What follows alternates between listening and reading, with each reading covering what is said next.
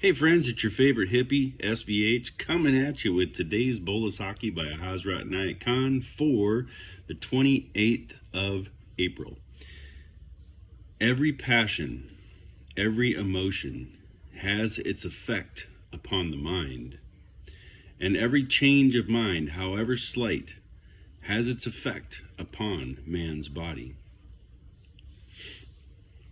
I think this was a really powerful one, and I could really talk a lot about it, and I don't want to go too long-winded on my own thought. I'm going to share a little bit of Murshid's words about this that I thought were really just very poetic and very personable for this particular bowl of sake today. But, every passion, every emotion has its effect upon the mind. So we kind of know that, we know that our passions and our emotions have their effect on the way that we think and the way we perceive and the way that we see things, and maybe reason them out, right?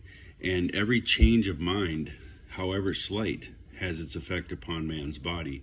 And I think this is a key point that a lot of people don't realize, how strong of a mind-body connection that we have. And when you really say things like "I'm ill" or "I'm sick," you're affirming that, and your body adjusts to that because you're saying it as if it's the case. Even if you're feeling terrible and you do have a cold or something's going on or a flu, by affirming it and claiming it as your own and owning it in that way, you're actually embodying that sickness even more. So the way that you look at things and the way that you see things in your mind and the way that you handle any situation where there's an affliction or illness or something like that can really have a profound effect on your body. And just looking at everyday life and things like that, every aspect of how you think creates a vibrational frequency that your body resonates at. So your body really needs you to be on point mentally, right? And really be looking at things from a standpoint of good health and wellness and balance, harmony, all these types of things. It's not always just about sick or not sick. It's about wellness. It's about balance. It's about harmony. It's about being in tune with the divine and your divine self within. All these are very important. But wanted to share this little section that Murshid wrote about today's bowl of sake. When we consider the great heroes of the past and present, those whom we admire and to whom we look with hope for right guidance, we shall find that what has made them great has been the greatness of their ideal. The lower the ideal, the less the efforts. The higher the ideal, the greater the life. If we use all our intelligence and strength and wisdom to accomplish some little thing, it is only a waste of life.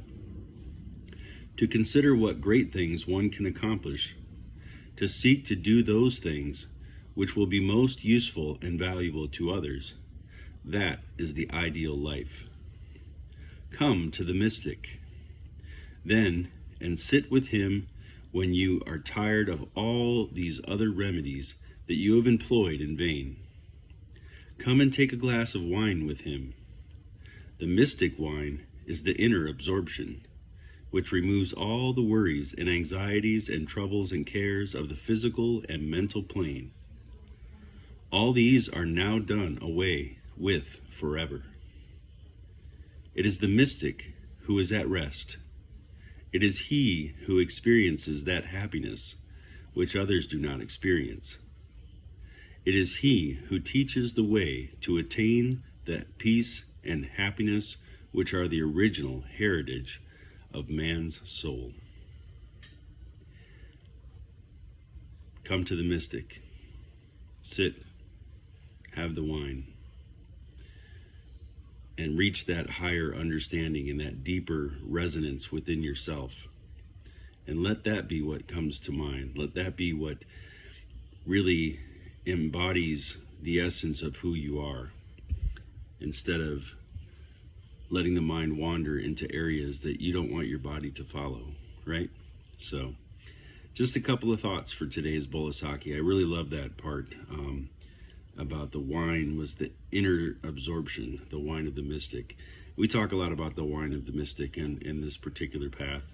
And before I would consider myself a Christian or a Sufi or any religious affiliations in any way, not that Sufism is really a religion, but even before I would claim that path, I would consider myself a mystic.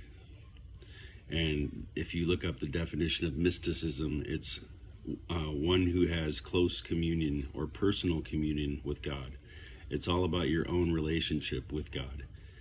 That's what mysticism is, to truly experience God and to feel that presence and to live that presence and to be that presence.